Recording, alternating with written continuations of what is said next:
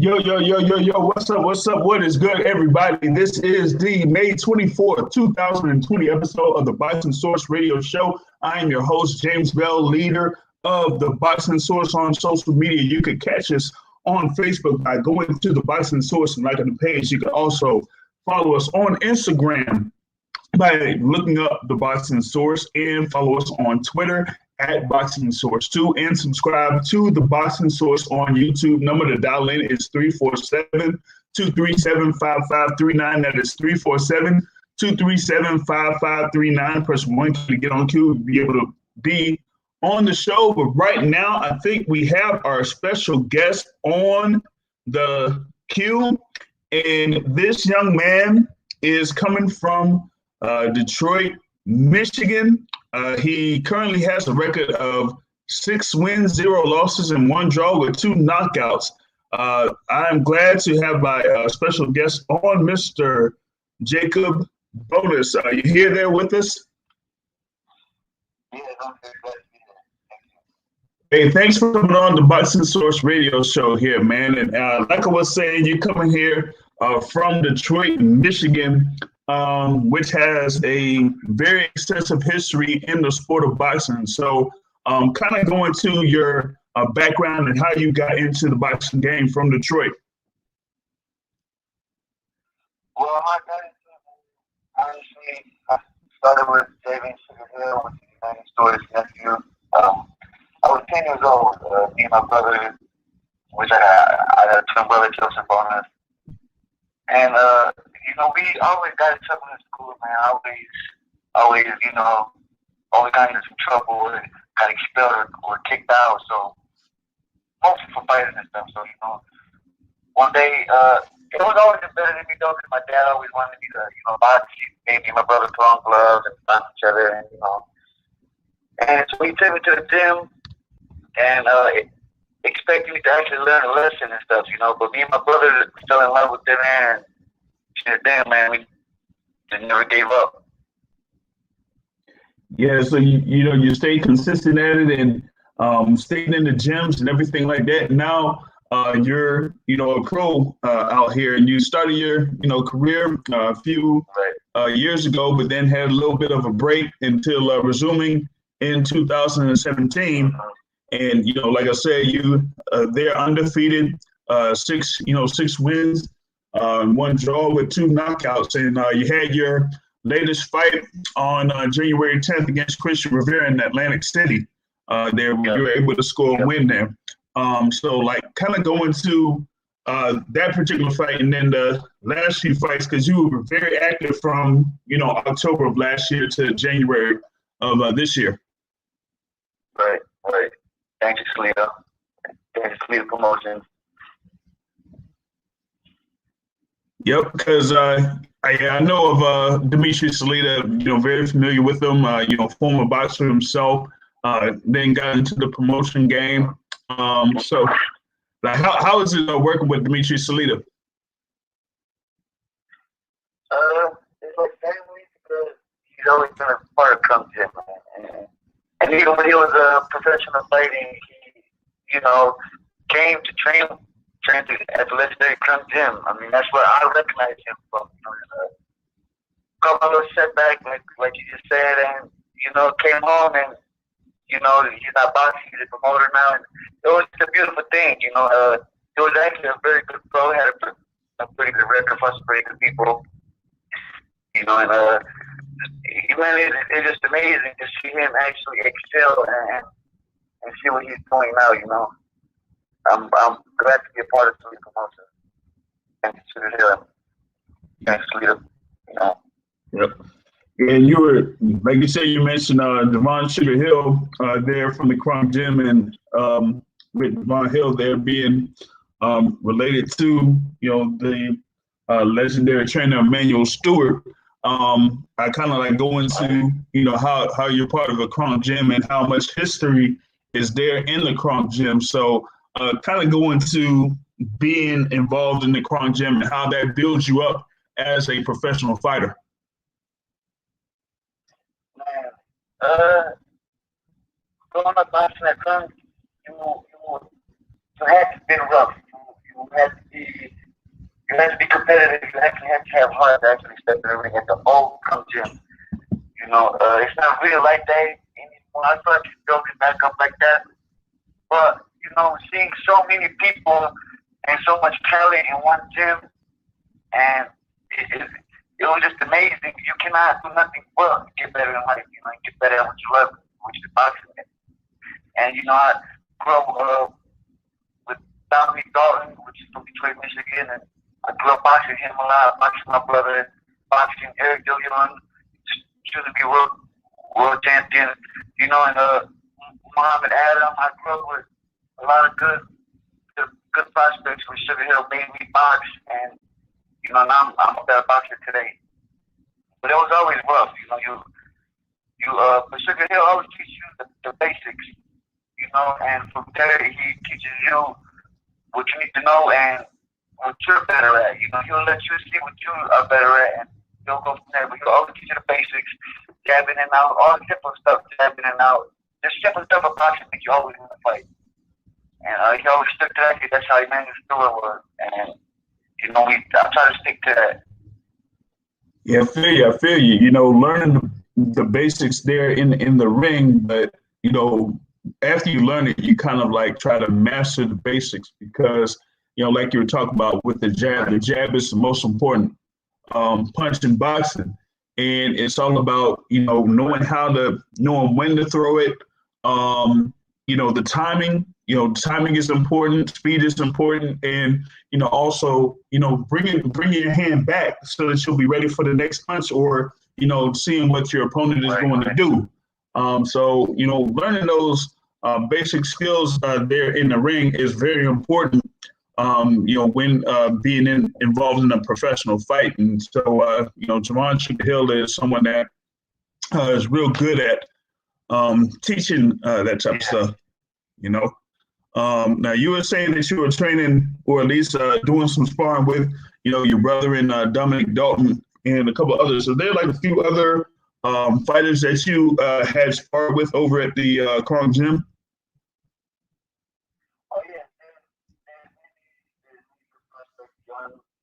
Some that been in the game. I could mention a lot of them. I've been in there with world champions, such as Miguel Cotto at boxing when I was 15, 16 years old. I've been to 11 pistol training camps about two to three times.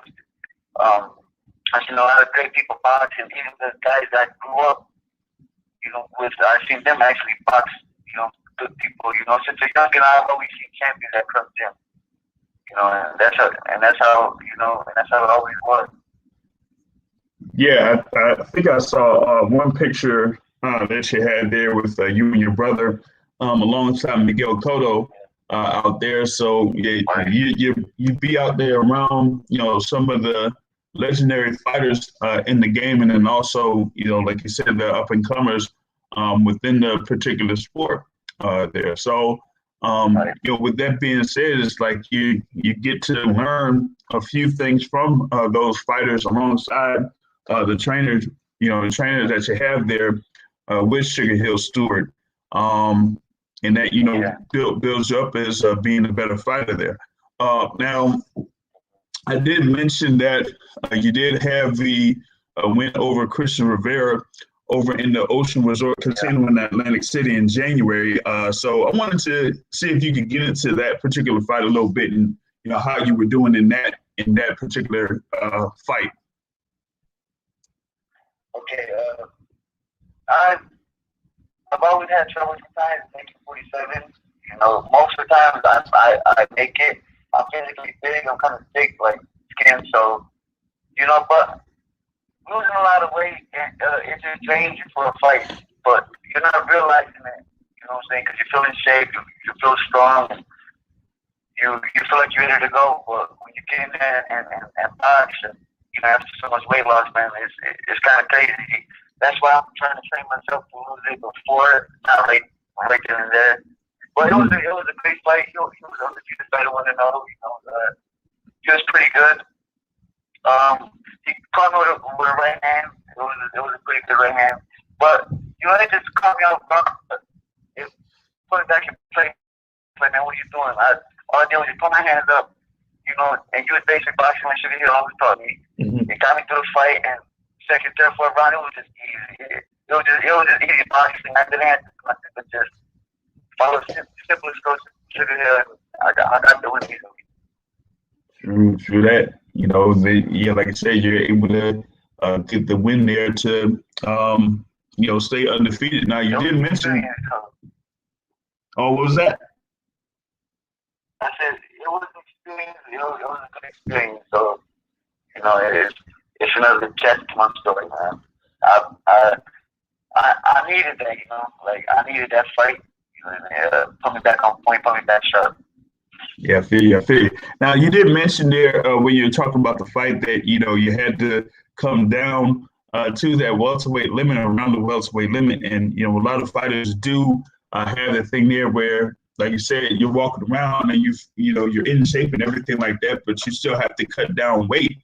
And with you cutting down weight, it kind of like drains your energy a little bit because sometimes your body is not used to being that low after being at that certain weight beforehand.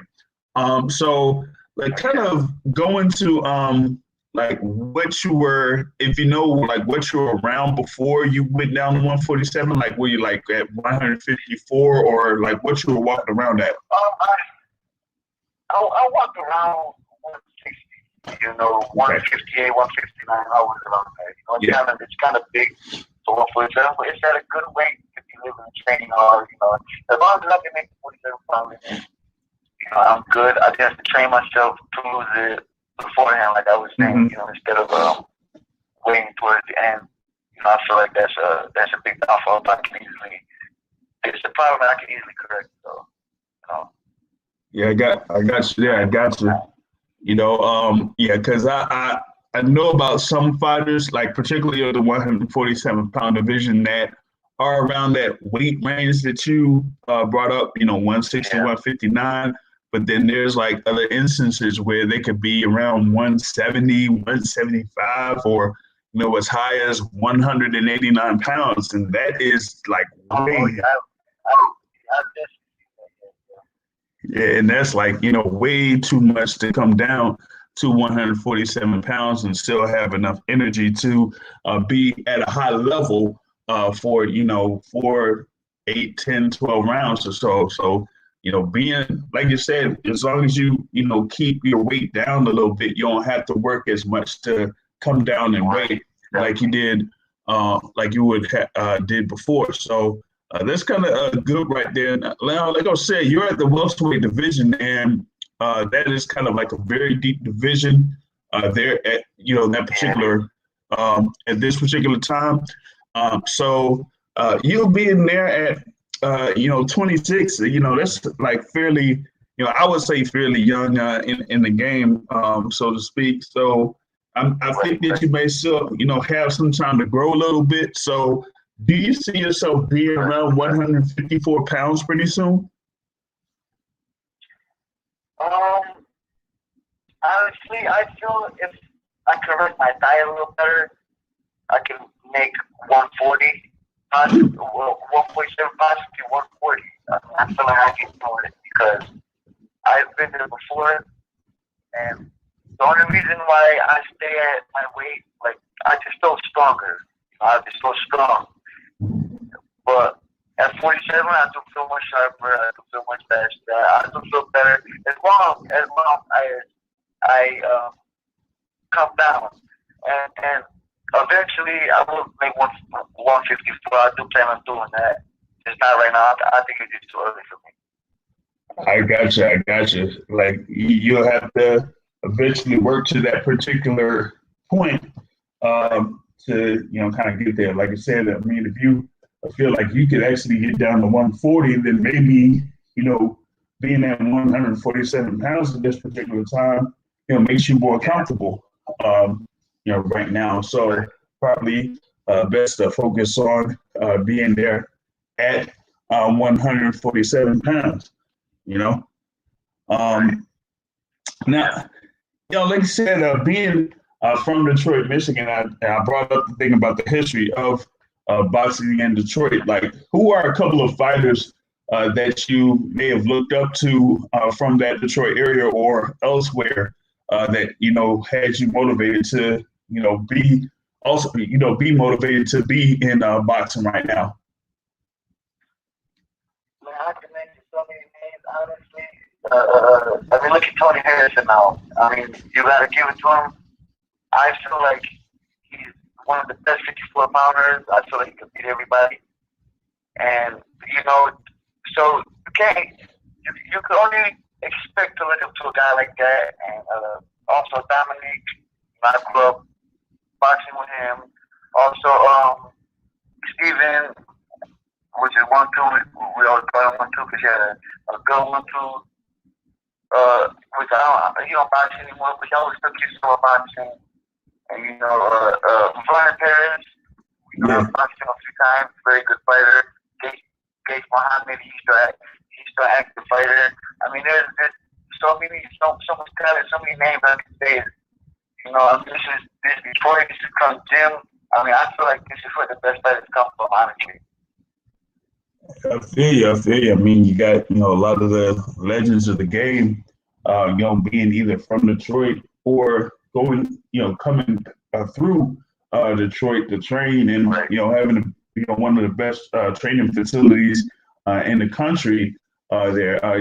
And like I said, you mentioned Tony Harrison, former world champion out there that has been a very good fighter at 154 pounds. So that shows like the history and the talent that they have there in Detroit. Now, one other question that I usually ask my guests is, me being like an avid book reader, there's like a lot of books that I kind of point to as my favorites or what I reference to. So, what would you say is one of the favorite books that you have read?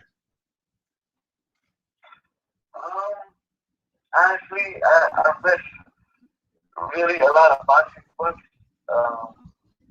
I don't really do too much reading, which I should start doing it because my girlfriend does, But I don't know. I don't like to read as much, I like to watch. I feel you. Feel you. So you had like maybe shows or movies that you were kind of like into or something like that. Yeah, I mean, there's, I watch a lot of Rocky movies. I watch a lot of boxing movies. These days, I spend a lot of time, even when I'm at the gym, I'm probably playing the PS4 or, playing basketball, trying to stay out of the way, man. But, yeah. I used to always watch Friday Night Fight every day and got that, But I don't really watch too many shows either. Yeah, you have like the movies, like you said, the Rocky series. You have like something like Undisputed, or right. Like I like to catch a lot of movies, and a lot of them don't be, with boxing. It just be, just something else. Whatever drives my interest, I'll watch it. Yeah, I feel you. Now you did say like you play a little bit of PS4 and whatnot and play basketball. Is that like, some of the things that you do on your spare time or whatever it is? Like, do you have like a PS4 game that you kind of focus on or play a lot? Well, outside of boxing and doing that, I do spend a lot of time with my daughter. I got pit bulls, and I'm working on breeding my pit bulls. I spend a lot of time with my dogs. Yeah. So I'm always busy with that because I always grew up liking dogs, pit bulls, mainly that's. And I'm gonna start. I already got the little kennel here. I just need to made my daughter, and I just got my girl and my boy. So, you know, it's taking a lot of my time. So I'm always busy with that. I gotcha. You know, like you said, you have a little family of your own there. Like you said, you had your kids and girlfriend and everything like that. So, like you said, it kind of keeps you busy there 24, almost 24/7. Have a caller in here from the 205 area code. You're here live with welterweight Teddy here, Jacob Bonus on the Boston Source Radio Show. What's good? What's going on, fellas? It's Mike Grady calling out of Atlanta. How y'all doing? I'm all right, man. How about you? Doing pretty good, man. I just ordered some barbecue. These high-ass spices to get some barbecue delivered. Oh, man. Ain't nothing wrong with that. Yeah, so. Yeah. What y'all been talking about? Well, you have Manly boxing. Yeah. Yeah, you know, with Jacob Bonus here from Detroit, Michigan, you know, I was talking to him about, you know, who he, you know, usually was training with over in the Kron Gym because he's there at the Kron Gym over in Detroit. We talked about, you know, his kind of like his peers like Tony Harrison, who's, you know, from Detroit and things like that, you know, training with Sugar Hill Stewart and the things that Sugar Hill Stewart, you know, trains or teaches them their well-being at the gym, you know, like the basics and everything like mastering the basics, you know, in the sport so that, you know, anything else that he, you know, wants to work on, they'll be able to do that. But as long as he has his basics down pat, then, you know, there isn't much for him to worry about.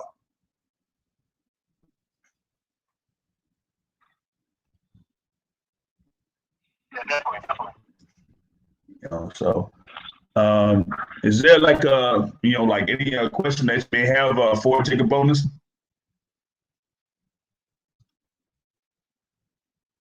Give me a second. I wasn't prepared to answer the question. Give me a second. I'm sorry. Okay, gotcha. Now, Jacob, now I wanted to like kind of go into your relationship with your brother Joseph there, man, because he said that y'all both started in the boxing game together.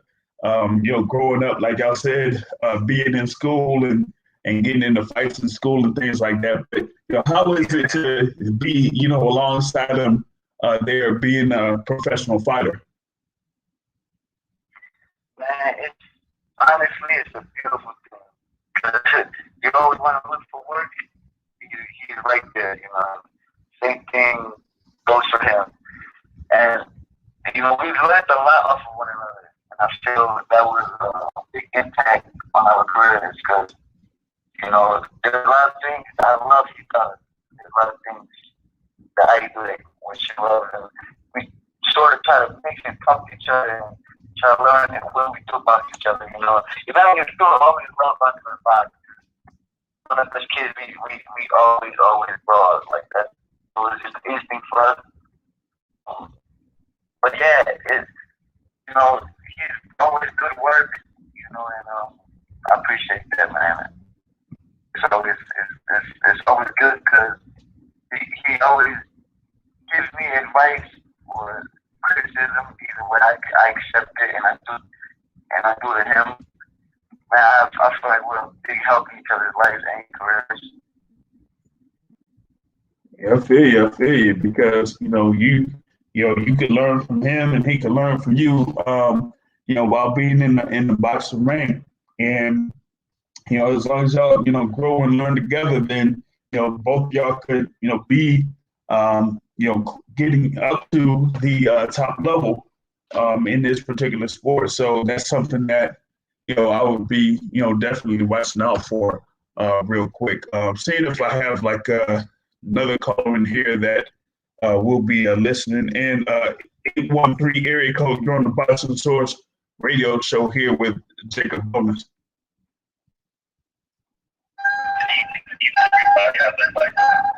All right.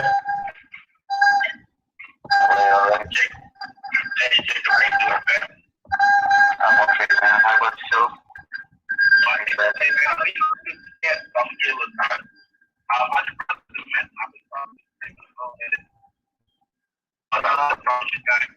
I'm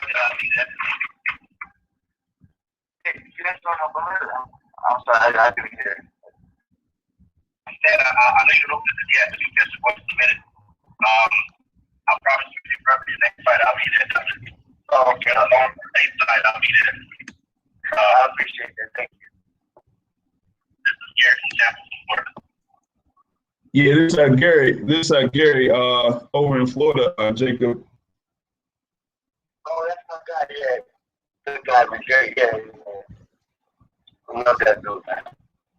Hey, I can't complain. As a matter of fact, I don't even know with me because he's a little baby kid. Yeah, we can drive.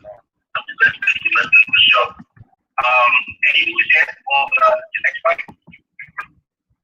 I don't know the next fight. I got to wait on Selena, and whenever this pandemic is over with, I don't know, man. I'm just waiting on that call. Yeah, right now they're talking about opening up fights around. Yeah, you don't train. But as usual, man, I love you guys. You know that. I appreciate it. I want to see y'all in the top, man. I know you guys have it. I've seen you guys before. I know you got a lot of people. Many of it I know about you guys, but they soon will. And I'm talking about around that back. Oh, you will. Guys, I'm on the top. All right. Man, I'm driving right now, so I'll be there. All right, gotcha. All right, thanks, my guy. I appreciate you so much, man. No problem, man. Yep. God safe. All right, yeah, I'll have him there. So if Gary wants to get back in, he can just press 1, and then I'll be able to add him back on. But yeah, he's he's one that connected me over to you to get you on the show. So he has been a great contributor to my podcast here that I've had for 5 years. So I give a lot of props to him for doing things for me in order for me to grow the particular podcast. So that's why I usually have Gary on, because he's brought me a lot of people that he's familiar with in the boxing game right there. So but he brought up the thing about having the next fight, and you talk with Salida about that. But what are your aspirations, or what do you think that you would want to do within the next 12 to 18 months? 12 to 18 months is get back into training, real intense training, boxing training, and cutting my way to 47, which to make I walk around where he wants to be. And to be active, actually, this has been keeping me before all this happened, all this, the sickness and stuff. But to keep me busy, and I plan on staying busy and working, man. And, being ready for whoever he puts me in with. Yeah, I feel you. How active are you, as far as the gyms are concerned, if they're open around there, or if they have something in a limited capacity? Are you able to still go to the gym? Well, I do my basic training at home. I do. They shut down training finishes and stuff like that. So, but I still do my basic training, which is my pushes, my pull-ups, my sit-ups, my running. But it's never right. You have to boxing. You have to box your best. You have to see boxing. You have to be pad work. And I can't wait for that. So, yeah, I've been keeping up with my basics. Yeah, it's a whole different thing when you kind of do things to stay in shape for one, but actually going into the ring, getting into the ring, that's completely different. There's to get yourself ready for a fight. I know that. Yeah. Go ahead. I train with like Sugar Hill. You could be in shape.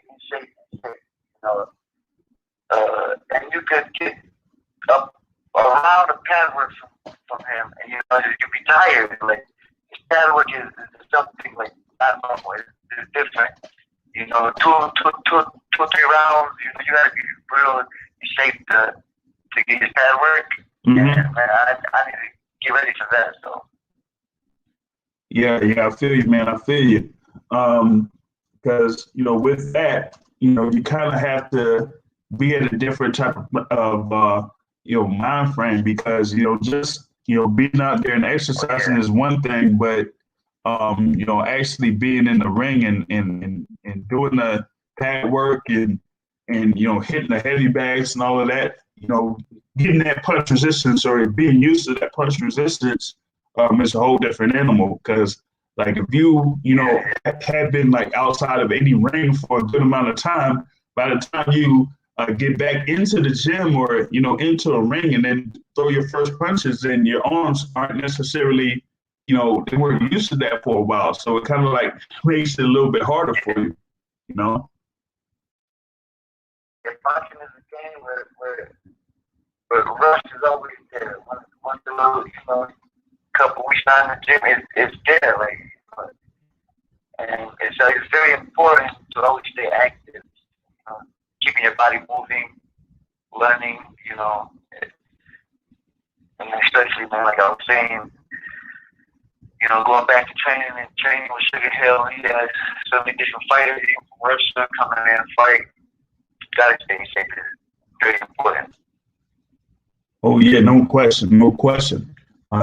For those that are listening in live, if you want to call in, you call in at 347-237-5539. That's 347-237-5539. Press 1 key to get on queue, and you'll be able to talk live on the show.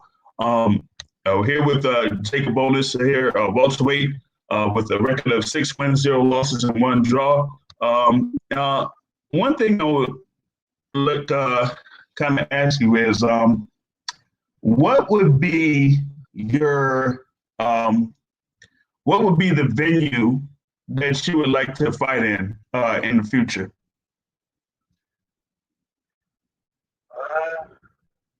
Definitely MGM Grand in Las Vegas. Definitely. That's my top. Like that's the top venue? For me in the future, yeah, I like where they hold big world title fight. I want that in life. That's what I see. Yeah, I feel you. I mean, yeah, MGM Grand Garden Arena is like, I would say the most, famous venue, for me alongside Madison Square Garden. So having a fight in one of those particular venues would probably be the pinnacle for a lot of fighters in their particular careers. That's just for going with just to be one of them.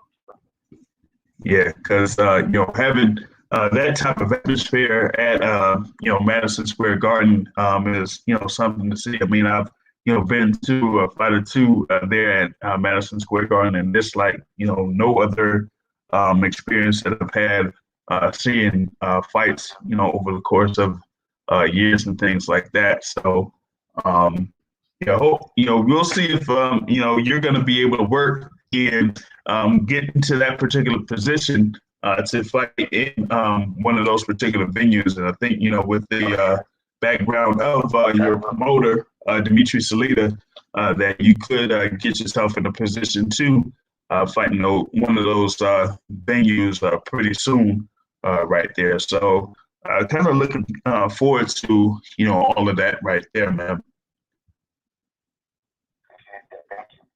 Yeah, no problem there.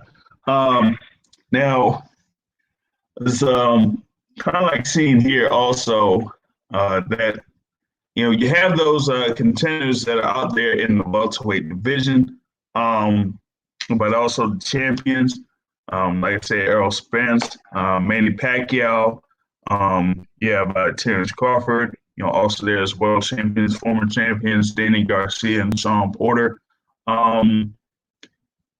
If there was like any fighter out there that you would probably like to face at this particular point or in the near future, who would that be? Future face? That you would like to face or fight in the future? Oh, honestly, anybody that's in the 47 pound and that's willing to fight, I don't care who it is. Honestly, I don't care. Like, I don't have a particular name. I don't. Everybody that came to me is in the house. We can make my way. Yeah, gotcha. Now, let me see here if Gary's still with us. Hey, Gary, you still there with us? Yes, I am. Oh, okay, gotcha. I know that you be on the road, 24/7, 365, man. So when you are able to call in, man, it's it's a pleasure that you're able to do so. But like I said, you're able to get me in contact with Brother Jacob. So thanks for that. And That's great. Him as a brother, when you meet them, their personalities, they're nice, they're laid back, but no nonsense. You know what I mean? The example, try to intelligence. Hey, man, back none of the Crump family was try their intelligence. You know what I mean? Just the name alone, you respect them coming in as boxers. You know what I mean? So at the end of the day, to be honest with you, when you because you can, give me a shot, man. I would love to fly to the weekend and should breeze even before you fight, because once you get into that zone, I already know, you ain't got time for nothing. So, you five guys are such a chance to give me a shot. And I'll fly up, man. And as we can up there with the family, man. What do you guys? I appreciate that. Yeah, welcome, man. I'm not over with them. Yeah, man. It's been a minute, man. And I know you guys know I'm here. I'm busy, but I'm here. Always. And on Wednesdays, I'll bring up James. He's like a new person, and he can do a quick, meet and greet with you guys. But I've known him for a long time, and that's one of the reasons I'm really need to meet somebody I know. I'm like, hey, why don't we meet you guys real quick? I got to talk to somebody. I get it. all right, no doubt, man. Hey, so Jacob, you can give your social media handles, like if anyone wants to add you on, Instagram or Facebook or whatnot, you could share that right now. Yeah, you can always follow me on Instagram at Jacob Bonus. Altogether, it's Jacob Bonus, and also on Facebook by Jacob Bonus. Just my regular boxing name. I had a Twitter, don't really use it like that. I stay on Instagram and Facebook. Yeah, I feel you there, man. So, y'all go ahead and y'all go on Instagram and follow him, Jacob Bonus, and on Facebook, just look up the name Jacob Bonus, and it should be able to pull up right there. Just seeing here, you have like anything else that you would want to share with the listeners? You could do that right now. Yeah, I appreciate you for having me. It's a blessing. Thanks to Gary, and thanks to you for having me here. I always appreciate talking about boxing with people that actually know the sport. Thanks for having me. All right, no problem there. So once again, folks, you have welterweight, 6 wins, 0 losses, 1 draw from Detroit, Michigan, Mr. Jacob Bonus. I thank you for being on the show. I appreciate it. Thank you. All right, no problem. So we have about like a few more minutes here on the live session of the Boxing Source radio show. If you want to call in and participate, Number is 347-237-5539. That's 347-237-5539. Press 1 key to get on queue, and you'll be able to talk live on the show.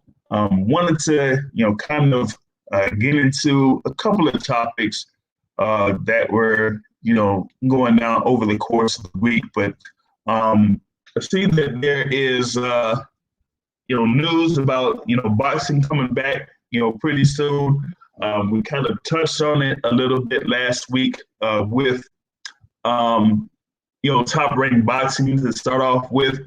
They said that they had like a few cards that are, going to be planned here in the near future, which include a fight card with on June 9th. That'll be in Las Vegas. That will have the WBO featherweight champion Shakur Stevenson. And now it seems like recently we find out that he will be facing Felix Caraballo in that June 9th card. And that's pending approval from the Athletic Commission over in Nevada there. So we're going to see if we're going to have Shakur Stevenson in action, because he was, originally planned to be fighting at the theater at Madison Square Garden, as he was supposed to fight Miguel Mariaga. They had like the press conference on, that Thursday, March 12th, and I was there at that particular press conference on March 12th, and after that, I left. I got back to, pretty much around my area, DC, Washington, DC area, and they had a card that was playing over the MGM National Harbor that same weekend. By the time I left the New York area, they had canceled the card at the MGM, National Harbor. And then by the time I just reached my place, that's when they canceled the card that was at the theater at Madison Square Garden. And, we hadn't had any live boxing events here in the U.S. since. So with this being said, now you're going to have Shakur Stevenson going up against Caraballo.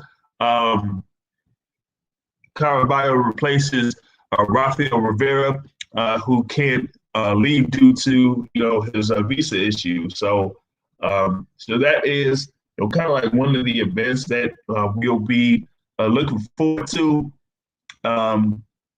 in this in this particular instance, because we had like a conversation a couple of weeks ago with so-called Steven Nelson, and he seeing that we're talking about the thing about the plans of going over to Vegas, being there for a few weeks, then having a fight in Vegas, and then after that going back. So, that is one of the events there that's going to happen on, June 9th. And I think that we're going to have another fight card that's going to be June 16th. But I think we're going to see if we could get more information on that. So that's something there that I wanted to bring up in this particular instance. And also, I'm just trying to see if I could have one of my callers be on here at this particular point, because they have been talking a lot about recent news coming down that the application or app, the Zone, which provides sporting events, to people that are able to access it through their smart TV, through their smartphone, and things like that. We had like a little bit of a segment on it last week. Well, it seems like now that the zone may be in a little bit of financial trouble. It says like through an article in the Financial Times, and that Len Blackberry, um, he's like kind of like trying to secure investments to stay in business, but also may have to find a buyer, or they might have to, cease operations there. But with Zoe, like I said, it's something that is provided to people in various parts of the world. And with that being said, you have boxing, you have like soccer on there. There's also a few other sports that are available through the app. And the thing is that you have the one side where you have some sports, like I said, soccer, boxing are the two primary sports that are, offered. But there's also, other things like I would say, like a tennis or, other particular events that are out there. But since it's more of a live content type of thing, then that is why you really don't see much coming from them during this particular time, because there's no live sports, there's no live content, then you really can't provide much service for people that have this particular program. And when you have, things where you have a monthly price of $19.99 a month, or $99.99 a year, then you're going to have something else there to keep these people coming back, or having them keep their subscription. So it's not like an instance where you have a Fox Sports or an ESPN that'll be able to provide content, no matter what. And even with the thing with ESPN, look at what they are doing now. They have no live sports, but they were still able to have the whole thing with the Chicago Bulls documentary, or the Michael Jordan documentary, as I, would, kind of say that it's a, Michael Jordan documentary, The Last Dance. But that was very successful for them, for ESPN. But with the Zone, if you don't have like any other type of content that you can provide for the people that are subscribed, then they're not going to keep their subscription. What's the point of them, paying $19.99 a month, or if their yearly subscription comes to an end, what gives them any added incentive for them to, renew their subscription? So, for me, I just think that they, probably have to be like, they're gonna have to have, these live events coming back up, real soon. But we kind of talked about this in our previous conversations, that once they had a couple of live events in certain areas of the world, that's when the Zone should have been able to take advantage of it and say, hey, let's see if we can just have a couple of events, a couple of fight cards with a few fighters. They don't have to, have that much experience. They don't have to be that big of a name, but just put live content out there and see how much that they can get out of it. If it doesn't, cost them that much, then why not do it? The thing about it is that I know that there's one person that is a quote unquote, I would say, a hater of the Zone. And the thing about it is like what they have done over the course of the past couple years or so, particularly last year, is that they put too much of their financial investment on something without following through on it or having a set plan before going forward with that investment. I know that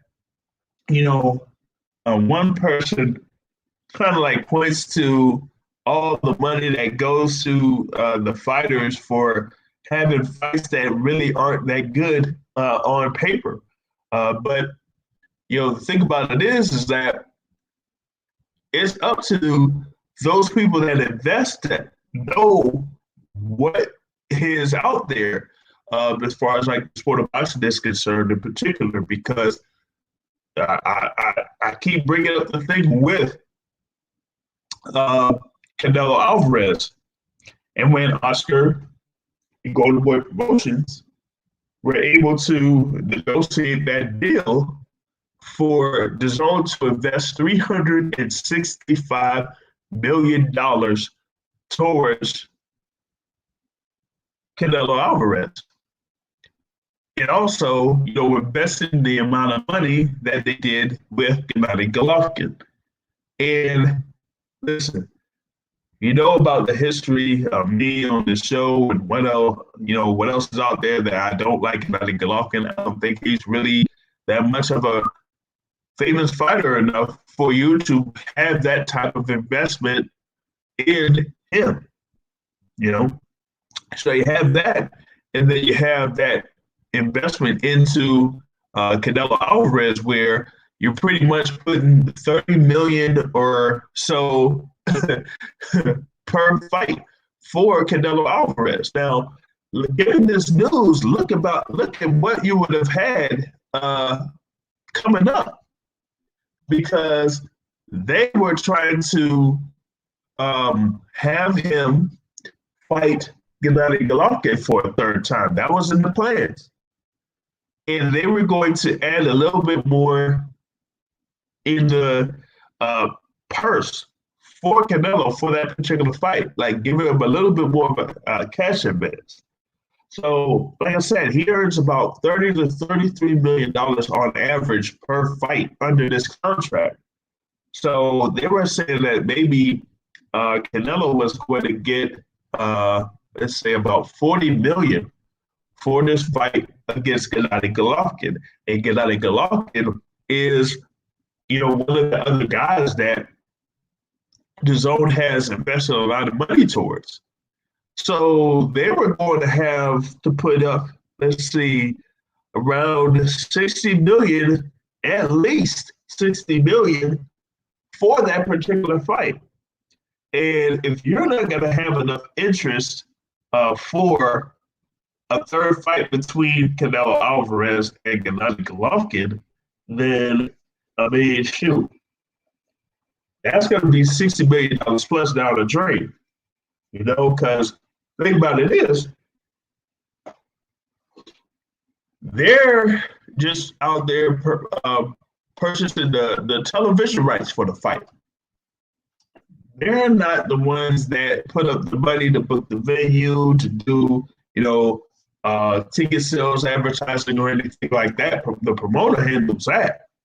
So they're the ones that already gave up their money to have the TV rights for these particular fights, And, with that being said, having this thing come up to the point where they're spending this money for this fight, you spend money for fights that involve Demetrius Andrade or Daniel Jacobs against Little Chavez, or, let's see, what was that thing? The Gennady Golovkin fight with Sergey Derevyanchenko, among other things, So having that alongside the quote-unquote rights to previous fights that are under particular promotions, then you're supposed to be able to have like some type of cash flows where you'd be able to handle fights that are coming up down the line. You're supposed to have cash reserves and things like that.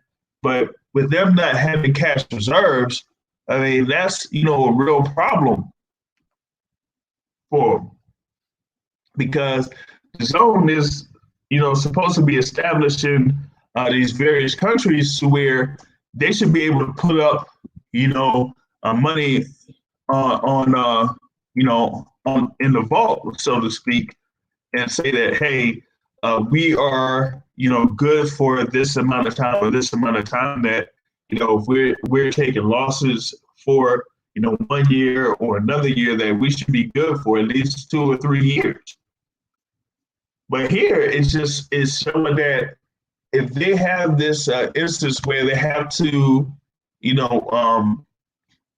end up trying to sell, then that's going to be pretty much an issue. And I don't think it's really a boxing issue like a lot of or a few boxing fans kind of put up. I just think it's an actual company or structural issue in that end, because whether the zone survives this or not, those promotional companies or those boxers are going to find other ways to have their fights being shown. So that's not going to really be their problem in that instance.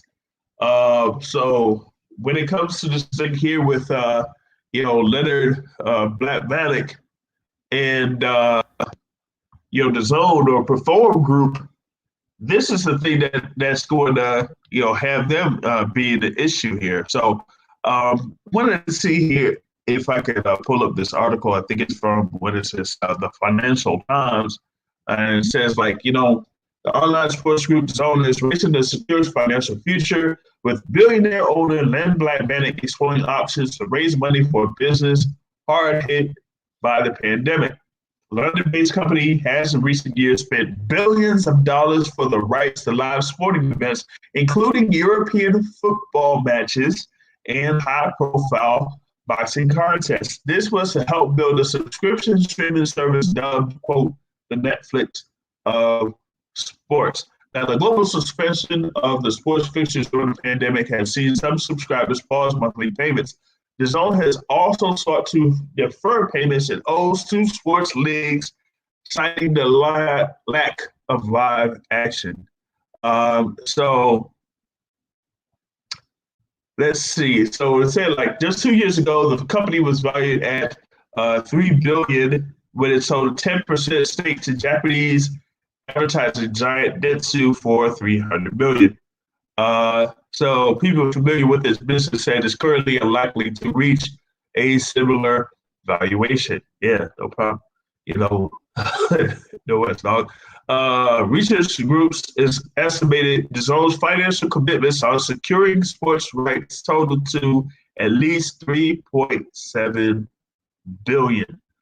So, like I said, man, with the lack of live sports, they're, pretty much, quote unquote, worthless at this particular point, because they haven't created a method to provide, other live content. They don't necessarily have a sports center type of program that they can put on the Zone. So that's going to be pretty much an issue there for in this particular instance, man. So that's what we have at this particular point. I'm going to see if I have a caller in here coming in live to join this boxing conversation. Another one from the E13 area code.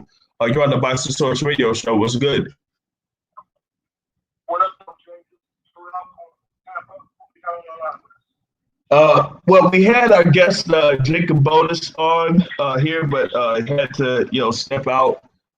So he was able to be on for a little bit, and we had a little bit conversation with him. He's there from the Prague Gym. He has trainer Sugar Hill Stewart, and he is at the welterweight division right now at this particular point. So he's starting out there, has 7 pro fights, undefeated. So we're going to see what he's going to be able to do here in his professional career under Dimitri Salita of Salita Promotions. Okay. So where's he from? He's from Detroit, Michigan. So he's there at the Croc Gym. Cool. Yeah, he's there at the Croc Gym. You know, so Yeah, what's going on with them? yeah, man. I'm chilling, just seeing here what'll happen as far as like live boxing is concerned. I did talk about Shakur Stevenson being prepared to fight in the next couple of weeks over in Las Vegas. He has the secured the bout on June 9th against Felix Caraballo. He was supposed to fight Rafael Rivera, but Rivera doesn't have his visa situation cleared. So that's where Caraballo comes in to fight Shakur Stevenson on June 9th. Yeah, I'll tell you what, it's just so clear. Even though there's no lot of box right now, you can just see a lot of people just getting into position and to be blunt, all the shit talk increasing even so much more. People like Ryan Garcia, Hearn's father, stuff like that, Fury's father, so on. It's just so funny to see the weather going back and forth between camps and people want to fight. People Garcia, your boy Devin Hayes stepped up and caused some waves, things like that. And I'm sure at some point we will address your favorite boxer, the one and only Adrian Broner. I'll let you get back to it after that.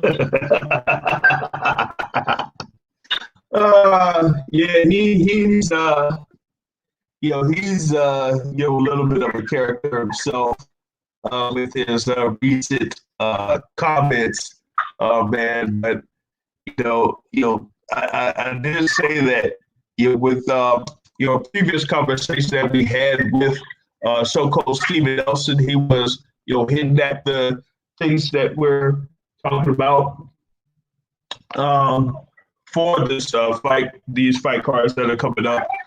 So, like I said, June 9th, they're supposed to have Shakur Stevenson headline that particular bout. And then they said that they're planning something for June 11th and June 13th.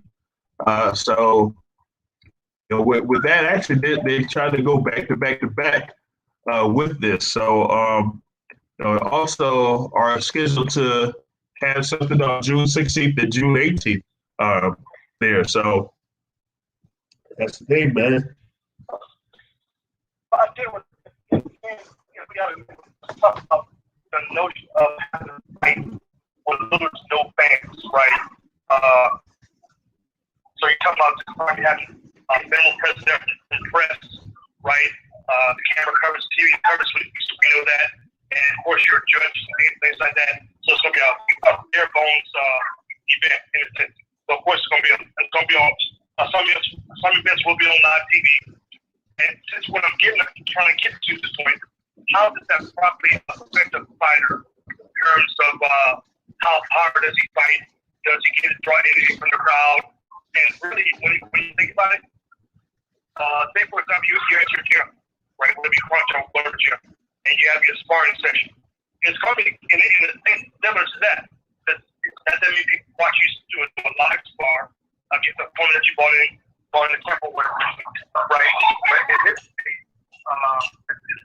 it's a fight that actually counts. It's more money. I mean, there's so many things that get affected.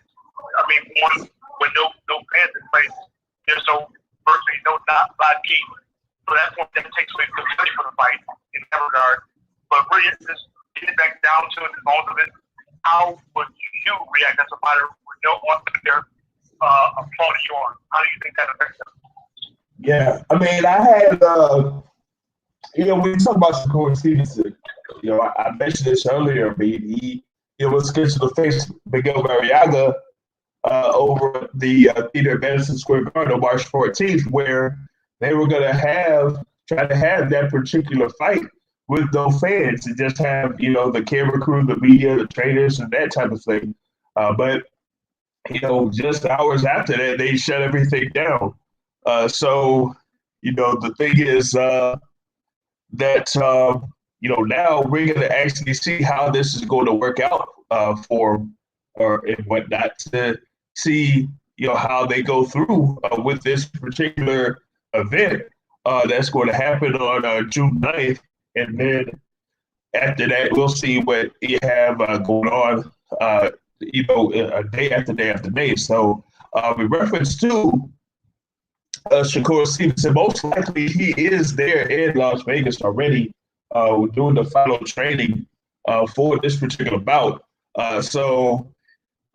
With that being said, it's going to be interesting to see how they kind of like handle it there. So I'm trying to see like how they do the thing with the testing protocol. So ESPN is investigating it. They have them as far as like with Shakur Stevenson. Actually, Shakur Stevenson is gonna be fighting. And he won't be defending the title that he has at featherweight because it's going to be above 126 pounds. They're also going to have Michaela Mayer in that co-main event. So I'm going to try to see if they have some things planned as far as like what the schedule is going to be right there. So kind of curious how this is going to be handled.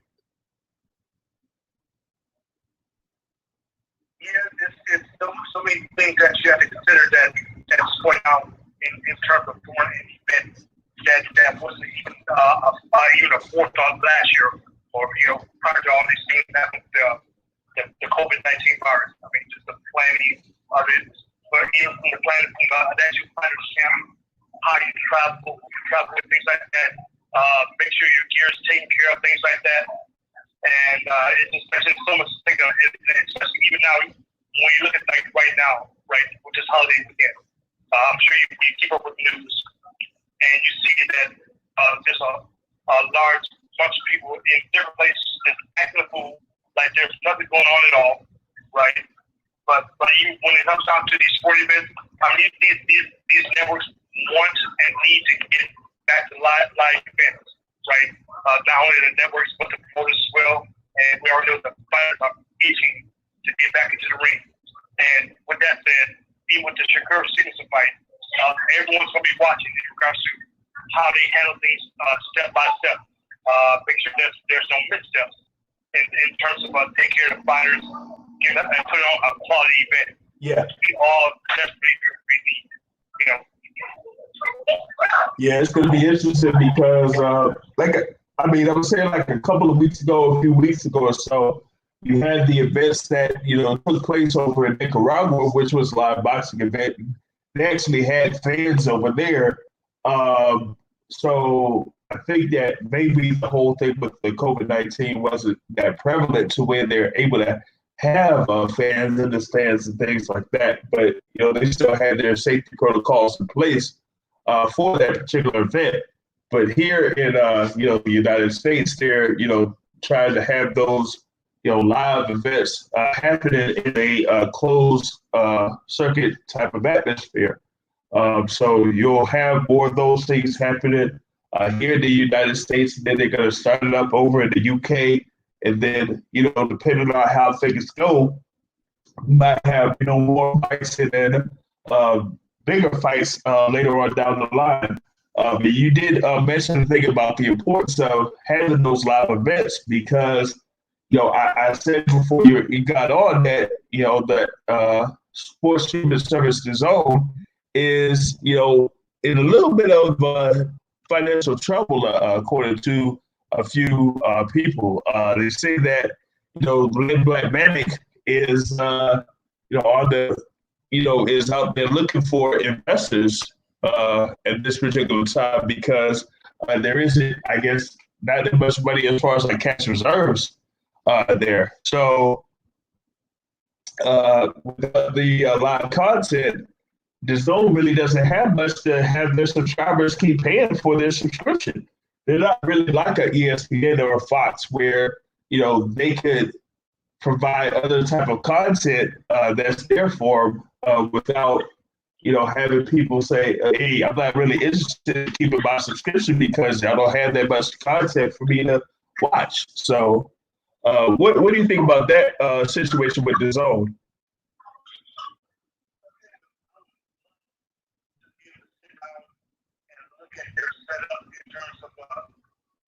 of subscriptions. I would say prior to like November 2019 versus I would say their new subscriptions from November 19 versus their new subscriptions right now. Yeah. And you already know that number is drastically lower. Yep. Drastically lower. And with that said, I would also love to sit down and look at the business model. Because you remember when Zone first got active was, I don't think, 3-4 years ago? What about 3 years ago, I believe it was, right? And at that point, when they made their presence announcement here, Basically Hearn was back with some big financial checks. What was it? What was it back on them? 10 million? What was that number when they first started investing, things like that? You recall? No, not necessarily. They had when you talk about the announcement that they had, that was for bringing the soul over to the U.S. because they already were like I would say 6 or 7 countries before they touched the U.S. market. But once they did touch the U.S. market, that's when you had Access Industries and led by Vanek put in a whole lot more money towards boxing. And then when you have that deal that you're talking about as far as like what is it, $1 billion? $1 billion towards boxing. So yeah. But even with that, that's why I would love to sit down and look at that business model to see how much they actually invest over here. Because when you're doing that type of money on that level, you're making you're analyzing the industry to that point. And you already know going in how much you can quote unquote say that you can afford to lose. Right. You know what I'm saying? And at this point now, how much have they lost within the last quarter of 2019 and within the first quarter of 2020? Mm-hmm. And at that point, it's going to get at, is it still a viable entity for them to be in business, considering what's happening with the business, things like that. And I'm trying to guess. Boxing is definitely going to be a major contributor to their success. I know they have a lot of ancillary sports that they cover that you can pick up, UFC events, things like that. Yeah. But boxing and probably UFC is probably their top sports that brought people into paying for subscription. So without the absence of those events, like we had, like I said, last quarter 2019, first quarter of this year, and even the second quarter, as we're going into June, right? So they've had a lot of losses, and I would love to sit down and see if they've accounted for those losses and what are they going to be doing going forward. Because right now, even some look at the person that they typically offer, like for the top fighters. We already know about that, and that's in a sense, I won't say it's justified with the money he's making, but they need a big name to drop one in. But people like Triple G, things like that, definitely don't deserve to make the type of money that they're making. Yeah. And should not be making that money going forward. And given the market value and demand in that regard. So that's how I look at their books and since they're still profitable. But this year, I kind of adopted work. So that goes back to that huge war chest that they came in with. Is that keeping them employed in sense with his own USA. yeah. We talk about the thing with the zone in the U.S. They hadn't really been here for 2 years. It's actually around this particular time right now where it would be at 2 years because they were there launching at about around June or July. And, one of the first fights that they were going to have there, actually it was September. The first event that they had was Joshua versus Povetkin, right? And they were supposed to have like the World Boxing Super Series, the Champions League, Premier Division, J League. That's part of it. And the zone, has the rights to a different sporting things as far as like soccer. There's like a lot of soccer things that they have, there. But when it comes to like the USA, they, only had like about a few leagues that they were able to, secure there to be shown in the USA. So mainly what they had was, to invest in as far as like the US is concerned is boxing and, a few other things like MMA, like you said, Bellator, and other things. So, with that being said, when you have not that much to work with in a market like the US, if you're putting that much money towards it, you got to be able to get the returns that you need.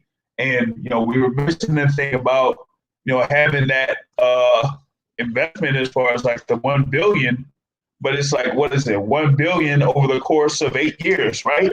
So the thing about that is like that to me isn't really that much money. That's just $125 million per year.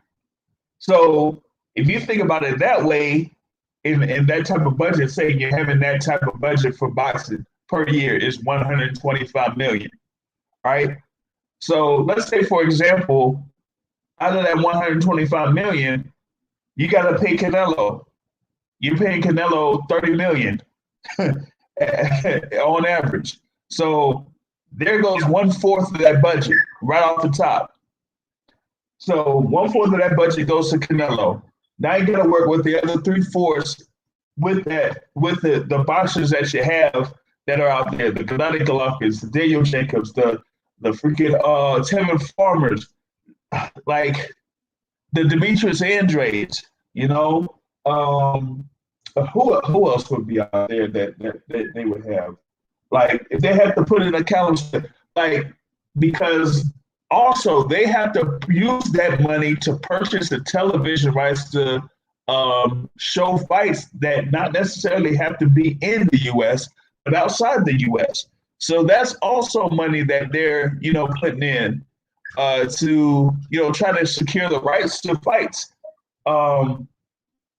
As far as like the U.S. and abroad. So if you're, using money like that, then if you're not getting the returns that you need, then yeah, you're gonna be in a little bit of trouble when it comes to that. Because if you don't plan things out correctly, then it's not going to work. But whatnot.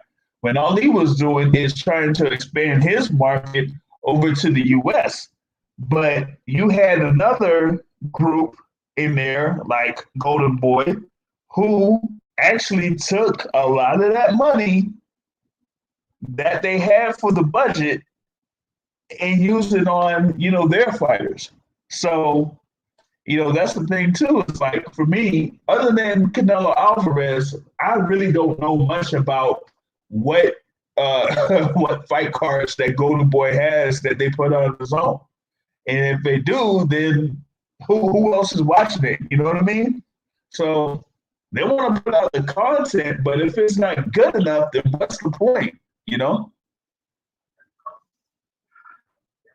I said, they got a big financial backing behind them. But I said at this point, when you're doing this type of business, in regards to UFC, boxing, things like that, coming into place with securing deals with fighters, that's going to be a huge overhead right there for your boxing purchases, things like that. Just work with the TV deals, stuff like that, things like that, and all those financial demands that come with building the business and things like that. And then like when you do a quick stop, how Buffalo would be at right now? Yeah. At this point, are they still a viable business? And that's something I would love to be able to sit down and look at their books, subscription versus now versus new subscriptions then. And I mean, things you already know they hurt. I mean, look at a similar network. Look at ESPN. I mean, totally different model. We know that because it was an established TV network. But even the ones I think back in March, April, they had all their top talent cut salaries, right? Yeah. At that point, if you know, if there was like a company like ESPN who's actually owned by a larger company, and their company salary, you know that at that point, some fledgling service like the zone at Red, once again, Red have a base backing behind it. But like I said, that money goes fast. When you start to look at how fast it goes here, goes that. So if ESPN had cut salary, you already know the zone has to be hurting, in a sense, hurting as well. So this is just a situation that no matter how big you are as a corporation, you have been affected by what's in the current events going on right now. So that's just the bottom line. Yeah, and the thing about it is that you don't have these, you don't really have much of in plans for live action here anytime soon. We talk about the thing with Top Rank. Top Rank is doing their thing to have a full schedule, or pretty much a schedule here for those weeks coming up, to where they're gonna have about a fight card with 2 or 3 fights every couple of days. So if the likes of a Matchroom or Golden Boy don't come up with something real soon, then that's going to be a real problem. And for me, I don't see where Golden Boy can't really do something, pretty much in the same instances what Top Rank is doing right now. Because if Top Rank is able to do it and secure a venue, or a little bit of a building, I don't see why Golden Boy can't do the same thing. If they can't do it in California or whatever they're based in, they can go somewhere else that has a little bit more, that's more lenient, and try to do events right there. So even if you have to go to freaking North Dakota or South Dakota or something, you can try, it in order for you to have live action. You know what I mean?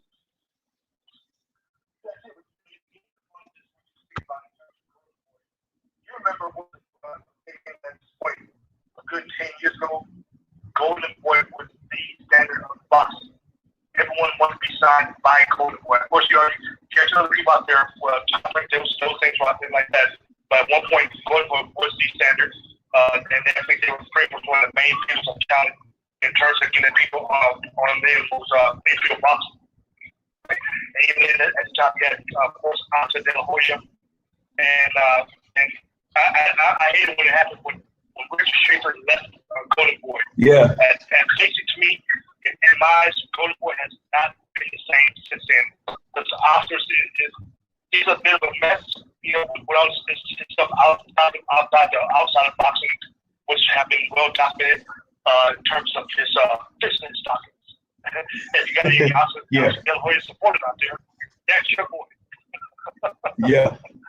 But really, once again, Golden Boy has not been the same since Richard Schaefer. I forgot what he got. I think got suspended or something like that, or got into a De La Hoya. Then I know he subsequently left Golden Boy. And I said they have not been the same since then in terms of the fight they've had, and just the decisions that they've been making since then. And now they've been going fast forward in a sense, partnered up with his own, right? And even that's been a glorious marriage all the time as well. So, but it's kind of funny on how the Golden Boy's perception has kind of less in terms of boxing. Still, you're boxing, you're still the Golden Boy. It's not the quaint lust that they used to have about 10 years ago. Yep, no doubt. Now, I will bring up a caller here that has been kind of waiting for this type of moment. We, like I said, we talked about this whole thing with the zone and their little details. So this person from the 646 area code has been chomping at the bit to talk about this.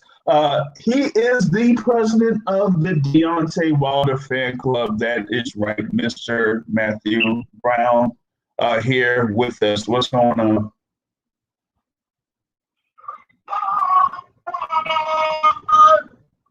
Yo, thank God Deontay Wilder did not accept that $120 million four-fight offer from this legitimate network that won't even be able to pay them. How do you know that? Triple D. Put stock in the zone. Instead of real money, he be rolling over in his grave right now. Okay? What is going on in the zone, man? We're blaming Oscar De La Hoya, man. That's what we're doing. We're blaming Oscar De La Hoya. Edward. Nope. Nope. Nope. Nope. Are you sure? You sure you want to say that? I could assign you to another one of those matchroom fights.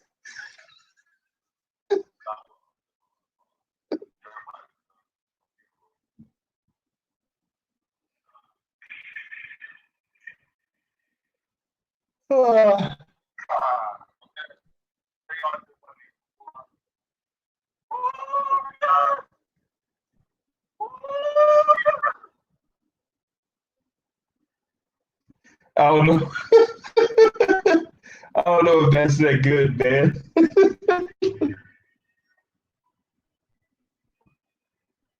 are gathered here to say our goodbyes. We want to have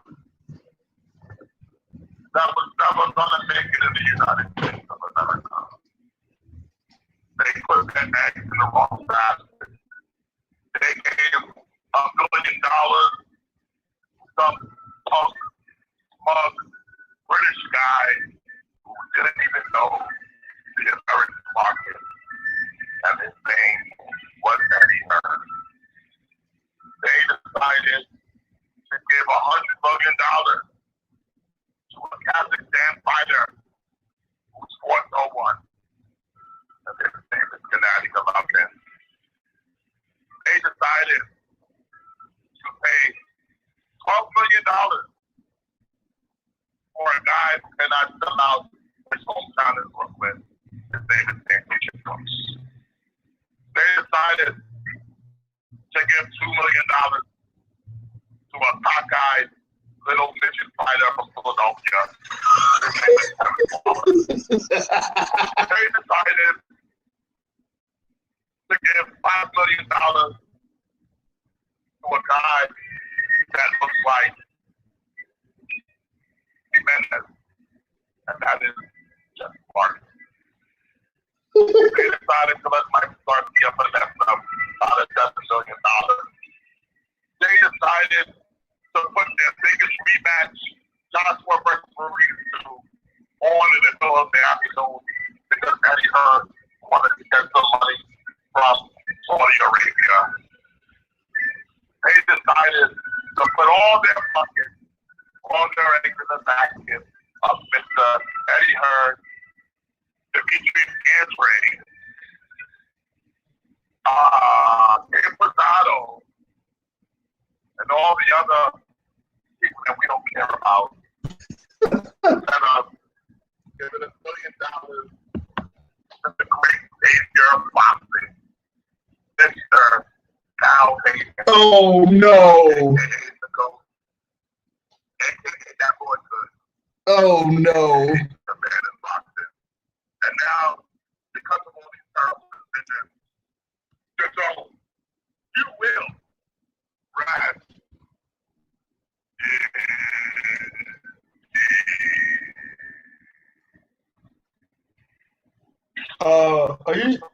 Are you sure? Are you sure that was Mark Calloway or was that Bob Arum? Because I couldn't tell.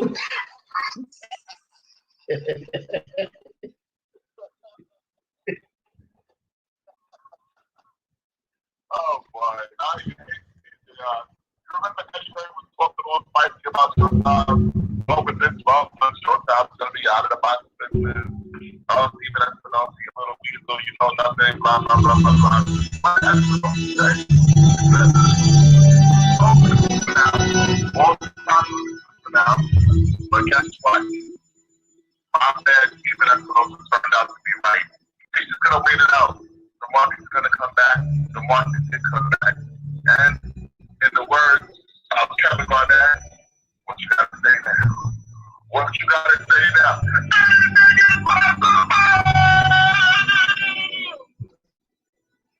Oh, I thought you were instead of quoting the words of Kevin Garnett, I thought you were going to quote the words of Terry Bollea. What you gonna do, brother, when you don't have the money on you?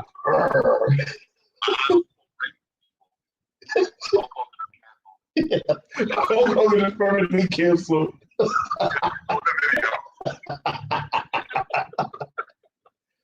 Yo, here's another thing too.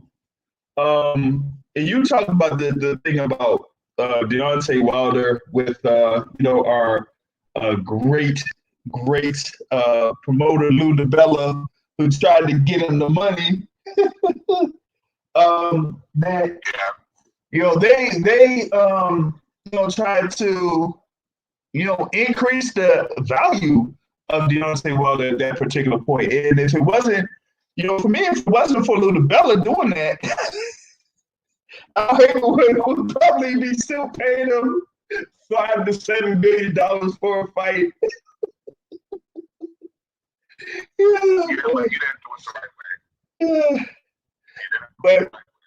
But like you were saying, in reference to the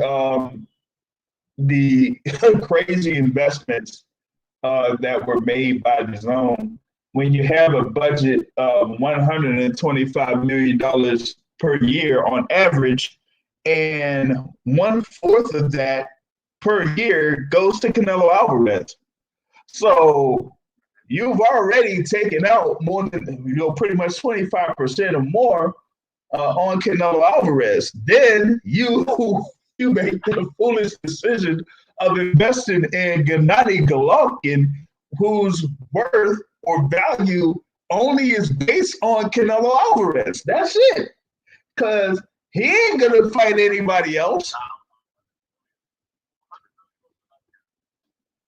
$100 million on Golovkin, and he ain't fighting anybody else.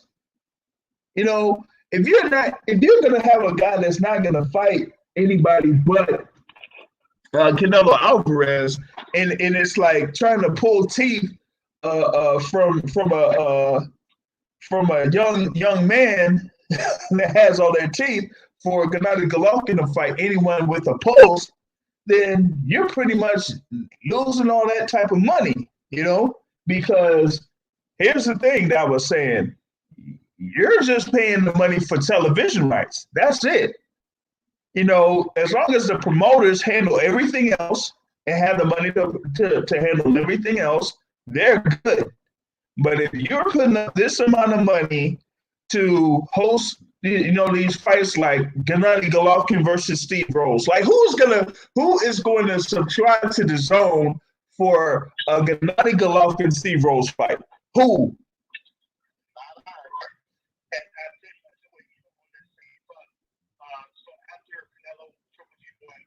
Canelo Triple G2, which Canelo was reluctant to make, and even now, so at that point, they looked at the numbers for first two fights and started using trophies, right? So going forward, they want to have a trophy shot, right? And at that point, they probably forecasted, hey, you know what? If these guys have a trophy fight, we're likely going to have, just to throw a number out, 300,000 new subscriptions. Well, Canelo threw a big wrench in that and said, well, I want to find the guy as personal. I don't respect him. This style is a drug team. I really may be a drug team, whatever, but you can't prove it, whatever, right? So at that point, imagine how pissed DAZN is even still is internally in regards to that there's not a trilogy fight that has as of yet. Well, at this point, that fight is probably now out of date. There's probably no public demand for that, given the fact that Trilogy is older now, and the fact that he really lost out of that fight against Derevchenko. So, and he goes to the point where De La Hoya was going back and forth with Canelo. Hey, man, come on, just do the fight. Let's get out of the way. Come on, Canelo. Come on. And that didn't happen. Yeah. So, that fits. Well, I mean, it goes into the whole thing with the initial negotiation from Golden Boy and Oscar De La Hoya to DAZN. Like, you don't give that much of a guarantee to a fighter where you're not even sure what their options are going to be as to who he's going to fight from. What was that? That was what, 2018, when they first had the first fight against Rocky Fielding, right? So how are you going to put this much of an investment towards one fighter when you don't know what his plan is going to be 3 or 4 years down the line? That's something that you have to invest in, much later down. The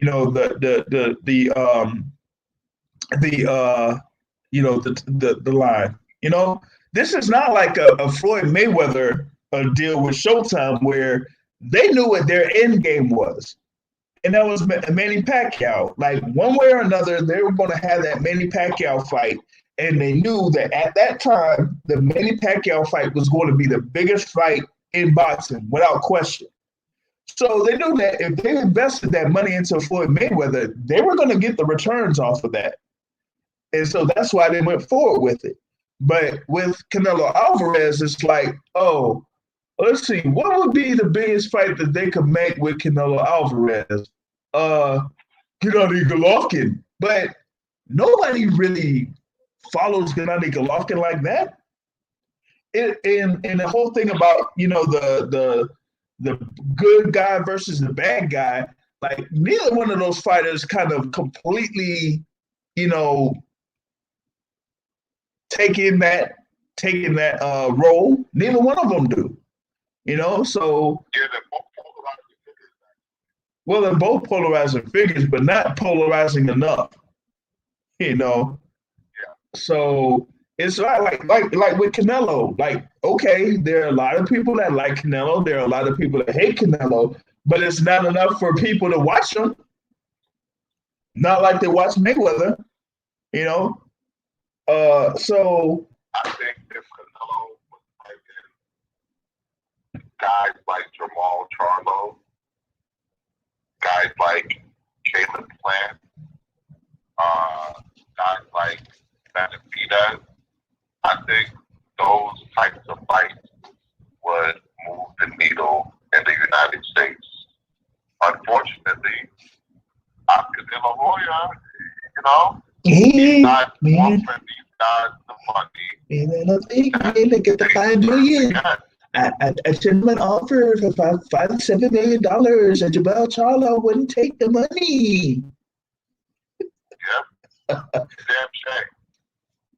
So going back on that though, real quick. So you mean to tell me that Oscar De La Hoya offered Jamal Charlo $7 million, right? Allegedly. But even if it's allegedly or whatever it is, right? Let's say that he did. How much money did Daniel Jacobs get for the Canelo fight? 12. Okay, so how are you going to offer Jamal Charlo $7 million? See, but they made a mistake that Daniel Jacobs $12 million. And, But the zone really knew they were in trouble. Once they started with the YouTube fight, everybody was like, oh, it's not a big deal. And I was like, this shows, first of all, it's disrespectful to the sport. Second of all, it shows how desperate the show is. And then the microcosm of the zone's entire run here in the United States, we talked about it last week. How ironic. We just talked about that zone last week. Okay? And the microcosm was Canelo Alvarez and Sergey Kovalev laying down on a couch in the dressing room, waiting for a fucking UFC fight. They didn't deserve to be in boxing after that. Well, I mean, you're talking about something where they actually had who was it, KSI and Logan Paul fighting. So there was that. But even that being said, you have these other sports that are involved or, under the zone. But like I said, if you're not able to provide live content, then that won't work. When you're trying to charge people $19.99 a month or $99.99 a year, you're gonna have to have something. You know, Otherwise people will just go to YouTube and go to your channel on YouTube and watch stuff there. You know what I mean? So the thing is like they really don't have a plan in place to have I would say if you don't have live content, at least have something to talk about. Like you don't even have like a Akin Barak out there. You don't have a Sports Center type of show on your platform to where people could just look at something. You know what I mean? At least try to talk about sports because the NFL was able to do a few things as far as like their off season. So you got ESPN talking about it. You got Fox talking about it.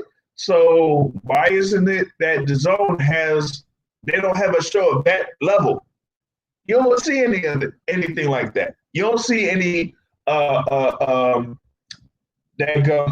first take type of show or speak for yourself or the thing with Shannon Sharpe and Skill.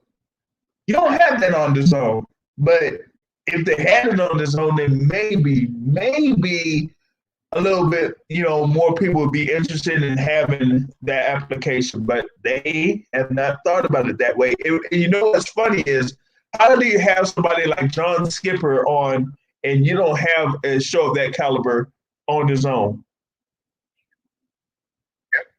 How did you hire Jay Horowitz at the Zone and you don't have a debate show when Jay Horowitz is the father of these debate shows? Doesn't make any sense. Like why is the boxing show not one to tell me that? Huh? Why? What?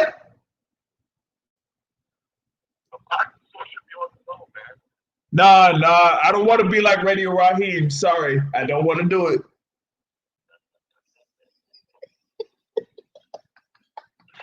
Oh boy, it's ridiculous, man. Yeah, why don't the Zone have Radio Raheem and Michelle Joy Phillips on?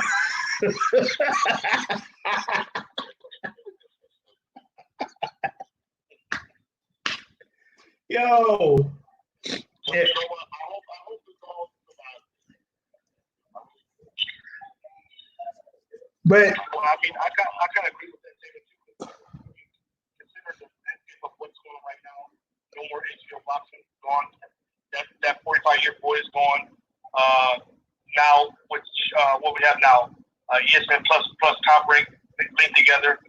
Al Hammond, PBC, Fox, all that stuff. And we got the Impact Network. Don't forget. Yeah, and something that you said earlier, I think with Jace, I think someone said Blake Eddie Hearn. I don't necessarily. I wouldn't say that because it's in my narrow view. Eddie Hearn has done his job. I mean, granted, I can't say that every decision has been great, but at least he's been a great talking head for the Zone.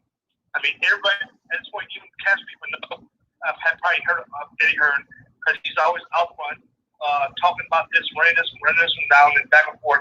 So in my view, he's in the same done his job as a talking head. He talked to the Zone right to me. Why would you, when you're just coming to the U.S. market, you coming to the U.S. market trying to be a market disruptor. They're coming to the U.S. market, picking beef with Showtime, who is responsible for literally all of the biggest pay-per-views in boxing history. That's the guy that you want to pick a fight with. That's the guy who you come into this market saying that they're going to be out of this business in 12 months. What did you expect, man? Did you expect guys like Bob Arum and Al Haymon just say, oh, cool, the Zone's here. Let's go pack up shop, give all our fighters to Eddie Hearn? No. He came in talking wild fight, and now these boxers make too much money. what it is. Who else was going to pay $2 million to watch Kevin Farmer fight? Nobody. Only Eddie Hearn would do that. Kevin Farmer, he was making probably maybe 50, 60,000 a fight. Nobody cares about Kevin Farmer. The only reason why people even talked about guys like Kevin Farmer was because they thought he was going to fight Tank. As soon as he turned down the Tank fight, did anyone care about Kevin Farmer after that? No. And what he ended up doing is beat by JoJo. The card of a YouTube fight. You hate to see it. Well, I mean, my thing is, as far as being in a competitive, thing, I kind of say that with DAZN, man, I don't see why they put in money towards the contracts for these fighters, because if it wasn't for them doing that in order to secure the television rights, these fighters wouldn't be earning, what they're earning. The Tevin Farmers, the Demetrius Andres, the Daniel Jacobs, the who else would be out there that's within this thing? Or putting in how much money did they put in towards their last fight with Mikey Garcia against Rick Martel? I mean Jesse Vargas. So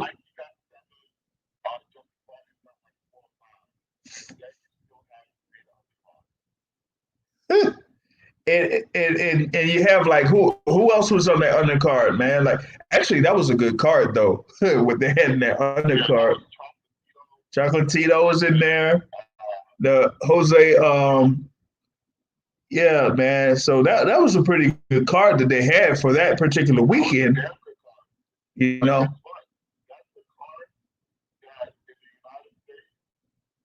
one would have had to pay for it. So, you can't put content over the United States behind the paywall that we would normally get for free. That just makes no sense. We got to see Mikey Garcia versus Sergey Nipinets for free. You think we're going to pay to see Mikey Garcia against Jesse fucking Vargas?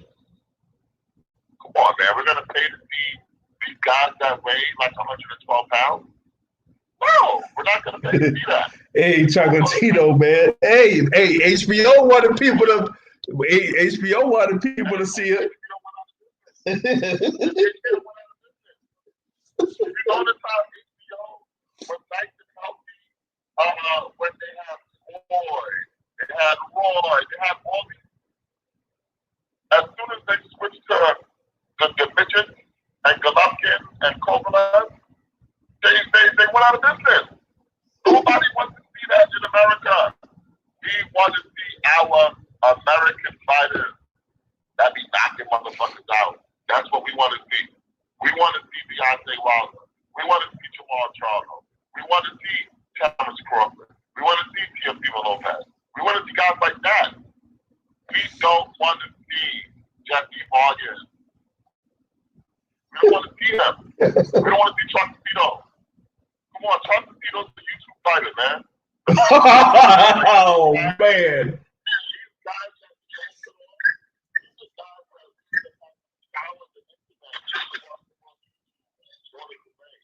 That's the kind of fighter these guys are. And they both put them as the bell cows for their business. And now they are hemorrhaging money to the point where a multi-millionaire is looking for funding or to outright sell the entire company. Come on, man. Didn't he? Yeah, Wasn't he looking for it before? I mean, now we just kind of type in on what you just said, Garcia, Vargas, things like that. Back a few years when Garcia left 135, we all questioned what the hell's going on, and why would he leave that when there's just good fights we made in 135. At this point, you can, in a sense, say now, he basically sold his first loss to Errol Spence. We know that. At this point, whether we don't like it, but the dude is making more money. He's making more money doing this crap. And I said, back in the day, a few years ago, no one would want to see Garcia Vargas. No one would want to see that. But even just like I said, the side story, Garcia, he sold his first song to Spence, and now he's at 147, campaigning at 147, and making more money than 10 people at 135 and dominating. So it's kind of which one you want to have. Which one to dominate and be undefeated, or ultimately make more money. And we already know boxing is a business. And look at 145 pounds right now. Like, you mean to tell me that Mikey Garcia couldn't have big fights at 135 against the likes of Devin Haney or Vasyl Lomachenko or Teofimo Lopez or what? Come on.